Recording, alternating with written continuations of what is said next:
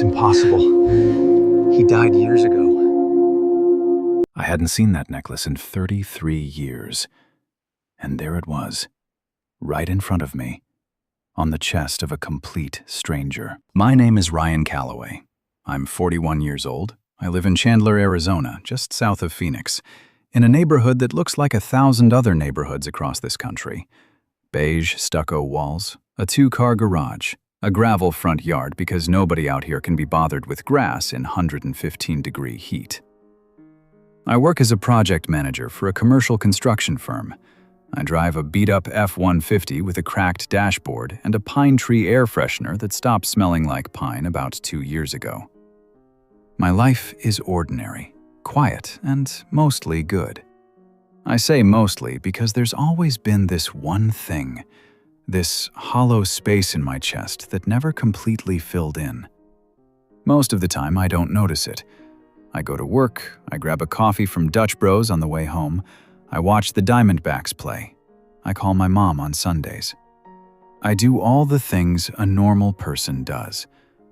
But every now and then, something small, a smell, a sound, the way the evening light hits a particular street, pulls me right back to being 8 years old. Right back to the worst night of my life. I never talked about it much. Not with coworkers, not on dates, not even with the few friends who knew pieces of the story. Some things are just too heavy to carry out loud. But I'm going to tell you everything now. Because what happened to me on a warm Tuesday night in April inside Chase Field Stadium changed my entire understanding of who I am and what my family really was. Everything I thought I knew was about to come apart and come back together in the most impossible way I could ever imagine. To understand what happened, you have to go back to 1991. I was 8 years old, growing up in a small town called Maricopa, Arizona. Back when Maricopa was barely a town at all. Just desert, dust, and a couple thousand people who mostly kept to themselves. My parents, Tom and Patty Calloway, were working-class people. Dad drove a delivery truck for a beer distributor. Mom worked part-time at a grocery store off Maricopa Road. We didn't have a whole lot, but we had each other, and we had Danny. Danny was my little brother. He was 5 years old, 3 years younger than me, and the kind of kid who made everyone smile the second he walked into a room. He had this crazy curly red hair, different from my straight brown hair, different from Mom's blonde, and this big, gap-toothed grin that could light up a parking lot. More than anything, Danny wore a necklace. It was small and silver and already a little bit rusted even back then. Our grandmother, Nana Calloway, who passed away the year before, had given it to him when he was barely 2 years old. It had a tiny oval charm with a little star etched into it. Danny never took it off. Not ever. Not to sleep, not to swim, not to take a bath. That necklace was as much a part of Danny as his curly hair and his laugh. I thought about that necklace constantly over the years. When I closed my eyes and tried to remember Danny, really remember him, not just the image from the one photograph we had, what I saw first was that necklace catching the afternoon sun. And then one night, Danny was gone. It was a Saturday in October 1991. My parents had taken Danny and me to a fall festival over in Casa Grande, one of those small-town events with food booths and carnival games and a big bonfire at the end of the night. I remember eating funnel cake and throwing ping-pong balls at goldfish bowls. I won a stuffed animal, a little green frog. I still have it, stuffed in a box in my bedroom closet. On the way home, we stopped at a Dairy Queen off Interstate 10 for ice cream. Danny and I sat in the back of my dad's old Chevy Suburban, kicking each other's feet under the seat and fighting over who got the window. Completely normal. Completely ordinary. My mom says I fell asleep somewhere around Maricopa Road. She says Danny was awake, restless, pressing his face against the window the way little kids do. She says everything was fine, and then it wasn't. The details of what happened next are still disputed to this day. What I know, what the police reports confirm, is that there was an accident. A drunk driver ran a red light at the intersection of Maricopa Road and Wilson Avenue and hit the rear driver's side of our Suburban, going about 50 miles an hour. The impact threw the vehicle into a drainage ditch. My dad broke 2 ribs and his collarbone. My mom got a concussion. I somehow walked away with bruises and a cut on my chin that needed stitches. I was 8. I just remember waking up on the side of the road and not understanding what was happening. Danny's car seat was empty. That's the detail that has lived inside me every single day for 33 years. Danny's car seat, right next to me, where my little brother had been sitting just minutes before, was empty. They searched for him for 3 weeks. Officers from the Maricopa County Sheriff's Department, volunteers, my dad, still wrapped in bandages, walking the desert with a flashlight every night. My mom barely eating. Me sitting on the porch of our neighbor's house, holding that green frog stuffed animal, and just waiting for Danny to come home. He never did. The official conclusion, after all the searches, all the interviews, all the unanswered questions, was that Danny Calloway, age 5, had been ejected from the vehicle during the crash and most likely thrown into the drainage channel, which had fast-moving runoff water that night from an earlier rainstorm. His body was never recovered. They closed the case in 1993. My parents never fully recovered. My dad started drinking. My mom turned inward. We moved to a suburb of Phoenix when I was 12. Nobody talked about Danny anymore. Life went on, as it always does. Except it never really did. Not for me. I became a person who researches things. That's probably not surprising. When you grow up with an unanswered question baked right into your bones, you either learn to live with not knowing, or you become obsessed with finding answers. I did both at different points in my life. In my 20s, I went through a phase where I contacted every cold case organization I could find. I wrote letters to the Maricopa County Sheriff's Office. I joined online forums for families of missing children. I paid a private investigator $2,000 I didn't have to dig through old records, and he came back with nothing I didn't already know. The case file was thin, 1 page of witness statements, a forensic assessment that concluded Danny had most likely been carried downstream by the drainage water and that recovery was unlikely given the terrain. A note that no evidence of foul play had been found. My mom, by then living alone in a small apartment in Mesa after the divorce, would sometimes call me late at night and we'd end up talking about Danny. About how he smelled like sunscreen and peanut butter. About the way he said my name. Not Ryan, but Rai, which I hated at the time and would give absolutely anything to hear one more time. My dad passed away from liver disease in 2007.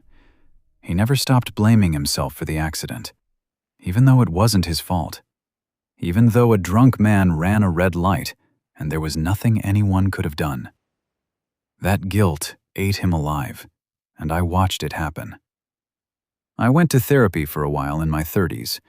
My therapist, a good woman named Dr. Patricia Hawes over on Chandler Boulevard, helped me understand that grief without closure is its own particular kind of torture. She said the healthiest thing I could do was find a way to hold Danny's memory without letting it hollow me out. I tried. I really did. But there was always this voice in the back of my head, this quiet, persistent, maybe crazy voice that said, what if Danny didn't drown? What if he survived somehow, and we just never knew? I never said that out loud, not to anyone. It was the kind of hope that felt too dangerous to speak, because if you say it and it isn't true, the loss hits you all over again, fresh, like the first time. So I kept it to myself. I kept going to work. I kept driving on I-10, I kept ordering black coffee at the diner on Alma School Road and watching the Diamondbacks on my couch and living my ordinary, quiet, mostly good life. Until that Tuesday in April. It was a Tuesday night in April, and the Diamondbacks were playing the Giants. My buddy Marcus, we've been friends since we both worked on a construction project in Tempe back in 2014, had gotten us a pair of tickets in section 114, about 14 rows off the field on the first base side. Good seats, the kind of seats that make you feel like a kid again. Chase Field was packed. 40-some-odd thousand people all yelling and eating hot dogs and wearing red and black, the kind of noise that gets into your chest and just vibrates there. I'd gotten a Modelo from the vendor, and I was standing up, watching Ketel Marte step up to the plate, when Marcus nudged me and started talking about some construction bid he'd heard about downtown. I half listened, because Marcus is always talking about construction bids, and I was more interested in the at-bat. I was scanning the field, half watching the pitcher, when my eyes drifted down toward the rows ahead of me. And I saw it. The man was maybe 5 rows ahead and 3 seats to my left. He was seated, leaning forward slightly with his elbows on his knees, watching the game. He was wearing a plain white t-shirt, and his collar was slightly open, and right there at the base of his neck, catching the stadium lights every time he moved, a small silver necklace. Rusted at the clasp, an oval charm. I stopped breathing. Marcus was still talking. The crowd erupted as Marte got a hit. 40,000 people jumped to their feet around me. I didn't move. I just stared. My brain kept doing that thing where it tries to logic you out of what you're seeing. That's a different necklace. Millions of necklaces exist. You're seeing what you want to see. You're being crazy. But my body knew. Something in my gut went completely cold, and my hands started shaking, and I set down my beer because I was afraid I was going to drop it. The man shifted in his seat, and the necklace caught the light again. Even at that distance, I could see the little star etched into the oval charm. I leaned forward, squinting, my heart hammering so hard I could hear it over the crowd. I grabbed Marcus by the arm. "I need to get closer to that guy," I said. "What guy? Calloway, what are you—" "That guy. 5 rows down, white t-shirt. I need to see his necklace." Marcus looked at me like I'd lost my mind. Maybe I had. I pushed past him, excusing myself down the row, stepping over cups and bags, apologizing to annoyed fans, never taking my eyes off that man's neck. I made it to the aisle, came down the stairs, and stepped into the row. I stood directly beside the man, up close, heart in my throat. The necklace was real. The oval charm was real. The rusted clasp was real. The tiny star was real. I reached out and touched the man's shoulder. He turned around, and I said, and my voice came out barely above a whisper, "Where did you get that necklace?" The man's face went very still. He looked down at the necklace, then back up at me. He was around 38 years old, maybe 40, with red curly hair starting to go gray at the temples. His eyes were green. I remember the green of his eyes because something about them felt wrong. Wrong in the way that makes your brain stutter, like a word you've read so many times it stops looking like a real word. He grabbed the necklace instinctively, the way you grab something precious, and he said, very quietly, "Where did you see this before?" Those 5 words hit me harder than anything I'd ever felt in my life. Because that was the exact right question to ask. Not, "What do you want?" Not, "Mind your own business." Not, "I bought it somewhere, why?" He said, "Where did you see this before?" Like he already knew there was a story. like he'd been waiting for someone to ask. I asked him to come outside with me. I know how that sounds. A stranger at a baseball game asking another stranger to step outside. He had every right to say no and call security. He didn't say no. He looked at me for a long moment, this careful, searching look. And then he stood up and said, "Okay." Just like that. Like something in him already understood that this conversation needed to happen. We pushed through the crowd and out through Section 114's exit, down the ramp, out through the main gate on Jefferson Street. The game noise faded behind us as we stepped out into the warm April night. Downtown Phoenix at 10 o'clock, the light rail humming in the distance, car horns, the faint smell of exhaust and food from a taco cart on the corner. We stood on the sidewalk under the stadium lights, and for a second, neither of us said anything. We were just looking at each other. And standing that close, in that light, I felt like I was losing my mind. He looked like me. Not exactly. He was shorter, and his hair was that red going gray, and he had freckles across his nose that I never had. But the eyes, the jaw, something around the mouth, something I couldn't name but couldn't ignore. "My name is Ryan Calloway," I said. "I grew up in Maricopa, Arizona. My brother wore that exact necklace. He disappeared in a car accident in October 1991. He was 5 years old. He was never found." The man's face went through about 6 different emotions in 5 seconds. He looked down at the necklace. He held it between his fingers. Then he looked back up at me. "My name is Derek," he said. "Derek Weston. I'm 38 years old. I was adopted when I was a kid. I don't know anything about my biological family. I've worn this necklace for as long as I can remember. They told me I had it on when they found me." The world tilted. "When they found you?" I said. "Where did they find you?" Derek looked at me steadily, like he was measuring how much to say. Like he'd had a version of this conversation in his head many times, but never out loud, with a real person, on a real sidewalk. "Outside a hospital," he said. "In Arizona. That's all I was ever told." "What hospital?" "I don't know. The records were sealed. It was a private adoption, and the files were never opened." My hands were shaking again. I pressed them against my jeans. "Derek," I said, "what year were you adopted?" He was quiet for a moment.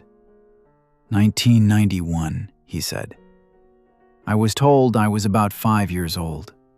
They estimated my birth year as 1986 because I didn't know my own birthday." 1986. Danny was born in May 1986. Danny would have been 5 years old in October 1991. I stared at this man, this stranger with red hair and green eyes and my grandmother's necklace around his neck, and I felt the ground shift beneath me like something vast and tectonic was moving. "There's more," Derek said quietly. "Isn't there?" "Yeah," I managed. "There's a lot more." We found a bench on the plaza outside the stadium. Around us, the city kept moving. A group of fans in D-backs jerseys walked past, laughing. Someone honked a horn on Jefferson Street. A helicopter flew overhead, trailing an advertising banner. The whole world was completely normal and completely oblivious. Derek and I sat about 2 feet apart, and he started talking. He told me about his life, about the Westons, Bill and Carol Weston, a couple from Scottsdale who had adopted him in late 1991 through a private family services agency. Bill was a real estate agent. Carol was a teacher. They were good people. They gave him a stable home, a good school, a normal life. He told me they were always vague about his origins. Not cruel, not secretive in a scary way, just vague. They said there had been an accident, that his biological family had been involved, that the details were painful, and that the agency had advised them not to share too much with him until he was older. And then, somehow, they never quite got around to it, and he grew up, and the conversation got harder and harder to have. "I always knew something was off," Derek said. He was looking at his hands. "Not with the Westons, they were great. But I knew there was a story I didn't have. And this necklace," he touched it again. "This necklace always felt like a message I couldn't read." I told him everything I just told you. The accident, the search, the empty car seat. My dad dying, never knowing. My mom in Mesa, still dreaming about a red-haired little boy. When I finished, Derek was quiet for a long time. "There's something I never showed anyone," he said. He reached into the back pocket of his jeans and pulled out his wallet, a worn brown leather bifold that looked like it had been through a decade of hard use. He opened it. From behind his driver's license, he pulled out a piece of paper so old and folded it had gone soft at the creases, like cloth. He unfolded it carefully and held it out to me. It was an old document, a copy of something, a police or incident report of some kind, faded, typewritten text on paper that had gone yellow with age. The header read, "Maricopa County Sheriff's Department, Incident Summary. Date, October 19th, 1991. The incident summary described a two-vehicle collision at the intersection of Maricopa Road and Wilson Avenue, Maricopa, Arizona. It listed the parties involved. 1 drunk driver, name redacted in this copy. The other vehicle, a 1989 Chevrolet Suburban registered to Thomas R. Calloway. Then it listed injuries. Tom Calloway, rib fractures, clavicle fracture. Patricia Calloway, concussion, lacerations. Ryan Calloway, age 8, minor lacerations, treated and released. And then, at the bottom of the page, a section titled Additional Victims. It read, Daniel Calloway, age 5, status, unaccounted for, presumed ejected from vehicle, search ongoing. We didn't go back into the game. We walked 2 blocks to a Denny's on Washington Street and slid into a corner booth and ordered coffee and sat there until 1 in the morning. I called Marcus and told him I'd explain everything later. He texted back, okay, call me when you're not acting like a secret agent. I almost laughed. Almost. Derek and I talked for 3 hours. He had done research. Over the years, quietly, carefully, the way someone does when they're afraid of what they might find, he had gathered pieces. He had the document he'd shown me, which he'd found among Bill Weston's papers after Bill died in 2014. He had the name of the adoption agency, a company called Desert Path Family Services that had operated out of Scottsdale in the early 1990s and had been dissolved in 2003. He had a name, just a last name circled in his own notes, Holloway. He didn't know who Holloway was, just that the name appeared in the one partially legible document he'd found about his original placement. I pulled up my laptop. I always carry it in my truck. Construction managers live by their laptops. And we started searching. Desert Path Family Services, Holloway, Maricopa County, 1991. It took us until midnight, bouncing between county records databases, old Arizona Republic newspaper archives, and a website that cataloged suspended and dissolved business entities in the state, before we found what looked like a thread.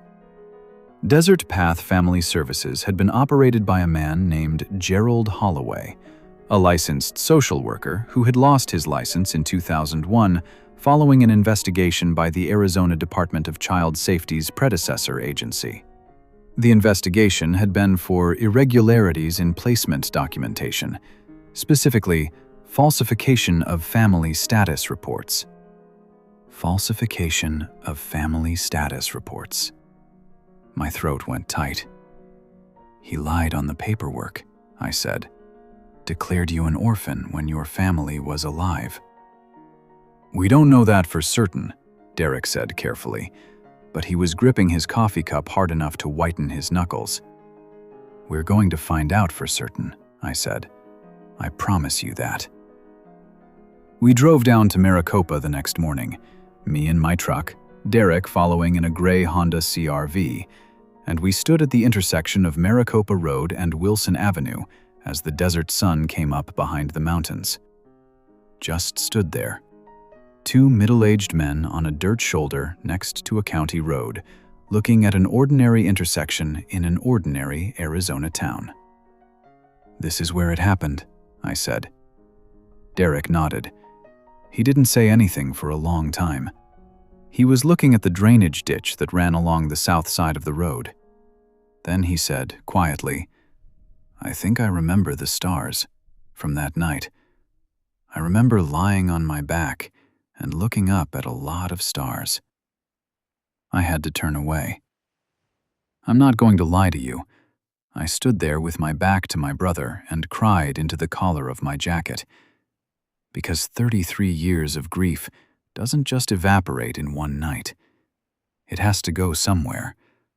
And in that moment, it went into the desert morning air on Maricopa Road, and the sun came up, and the quail ran through the scrub brush, and somewhere close by, a car passed on the highway, and life kept going the way it does. When I turned back around, Derek had his hand on the necklace again. "You said your grandmother gave this to me," he said. "Yeah. I wish I could remember her." "She would have been crazy about you," I said. "She was crazy about all of us." Over the next 2 weeks, Derek and I moved fast. We hired an attorney, a woman named Sandra Okafor, who works out of a law office on Scottsdale Road and specializes in adoption law and civil rights cases. She had seen cases like this before. Not exactly like this, but similar. Cases where private adoption agencies in the 1980s and 90s had manipulated records for various reasons. Sometimes money, sometimes ideological beliefs about who deserved a child. Sometimes just incompetence that snowballed into something criminal. Sandra pulled the original Maricopa County court records for the accident. She filed a records request with the Arizona Department of Child Safety for any files related to Daniel Calloway and Desert Path Family Services. She tracked down 2 former employees of Desert Path, both now in their 60s, and scheduled phone interviews. What emerged over the course of those 2 weeks was a picture that made me physically sick to look at, but which also, finally, made things make sense. Gerald Holloway had been at the hospital the night of the accident. He had been there for an unrelated reason, visiting a family member, when the emergency came in. When the hospital staff found an unidentified young child, a boy, approximately 5 years old, with no identification except a small silver necklace, who was dazed and unable to confirm his own name, Holloway inserted himself. The attending physician and the ER nurse who Sandra tracked down both recalled a well-dressed man who identified himself as being from a social services organization and who took charge of the situation. He had credentials. He was authoritative. In the chaos of the ER on a Saturday night, nobody questioned him. Holloway had filed a report stating the child was unidentified and had no traceable family. He arranged a private foster placement within 48 hours and a formal adoption through his agency within 6 months. The Westons, a genuinely good, well-meaning couple, had paid the agency fees and asked no questions because they had no reason to. The note on the police incident report, the handwritten one that said, "Family notified, deceased," Sandra believed had been added by someone within the department who was connected to Holloway. She was still investigating that thread, but the working theory was that someone had made a call to my parents saying Danny had been found deceased, and the family, devastated, hospitalized, overwhelmed, had accepted it. My parents never knew Danny was alive. That hit me harder than almost anything else in this whole story. My dad spent the rest of his life drinking himself to death over the loss of a son who was alive, healthy, and living 40 minutes away in Scottsdale. My mom spent 30 years dreaming about a little boy who had grown up into a man and never known his real name. I called my mom. She had met Derek once. We had driven over to her apartment in Mesa 4 days after the baseball game, just to introduce them, before we had any of the documentation confirmed. She had opened the door, looked at Derek's green eyes and his red hair, and sat down on the couch and didn't get up for 20 minutes. She just sat and looked at him and held his hand and said his name over and over. Danny, Danny, Danny. When I called her now with the details of what Sandra had found, she listened quietly. Then she said, "I want to know who made that phone call. I want to know who called us and told us our son was dead." "We're going to find out, Mom," I said. "I promise." About 3 weeks after the baseball game, we had a family gathering at my mom's place in Mesa. It sounds so ordinary when I say it like that. A family gathering. Like it was a birthday party or a barbecue.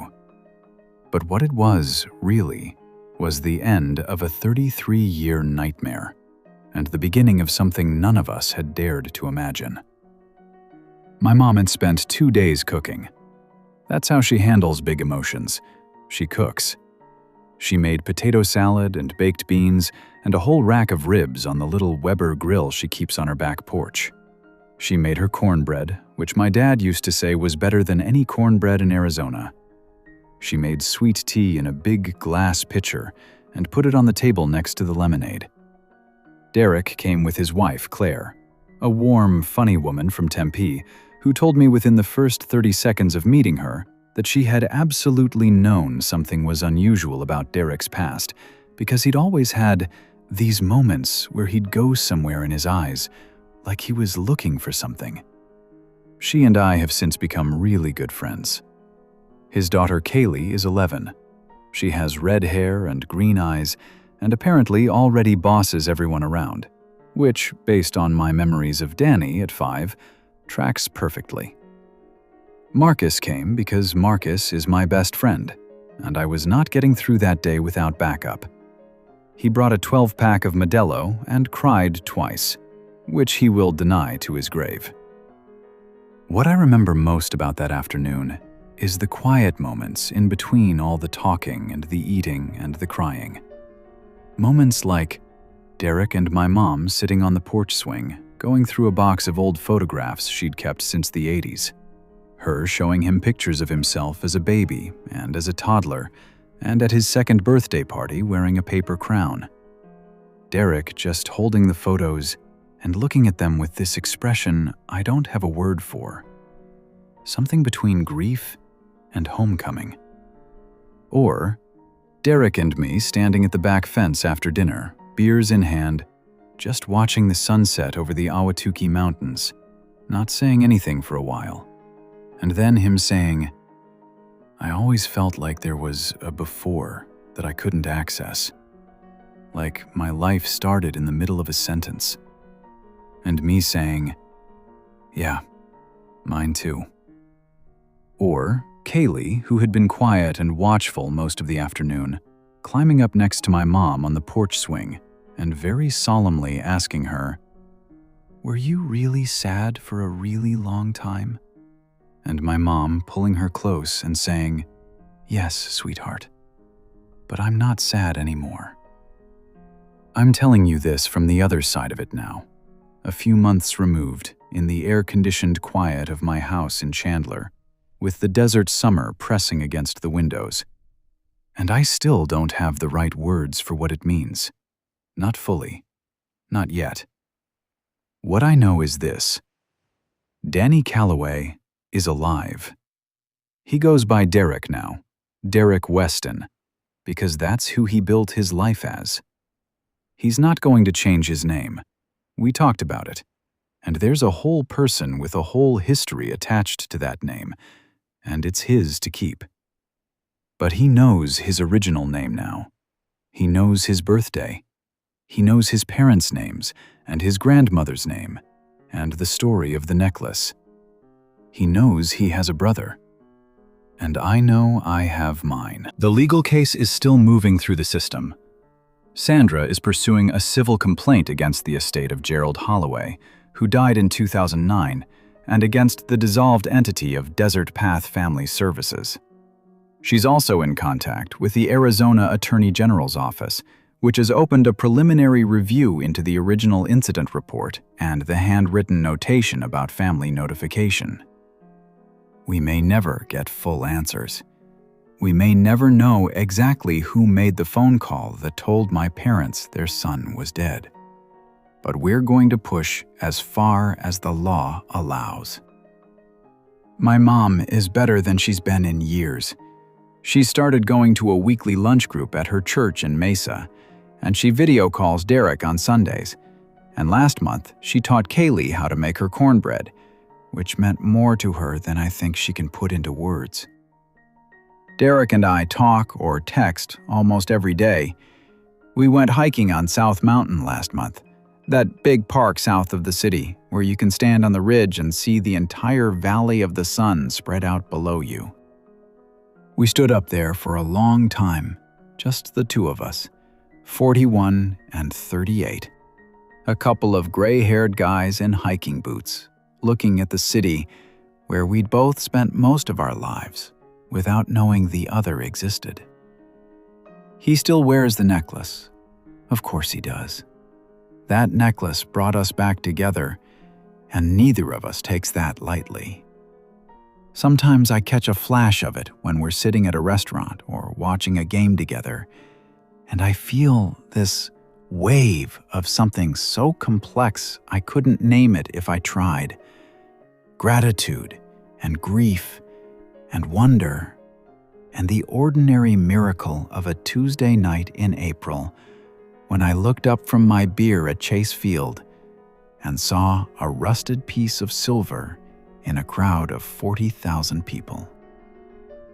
I think about chance a lot now, about the 1,000 ways this could have gone differently. If I'd been looking at the field instead of the crowd, if Marcus and I had been seated in a different section, if Derek had been wearing a different shirt, if the necklace had been tucked inside his collar instead of outside. Any one of those things, and I go home that night with no idea my brother is alive. I used to think that kind of thinking, the what-ifs, was a trap.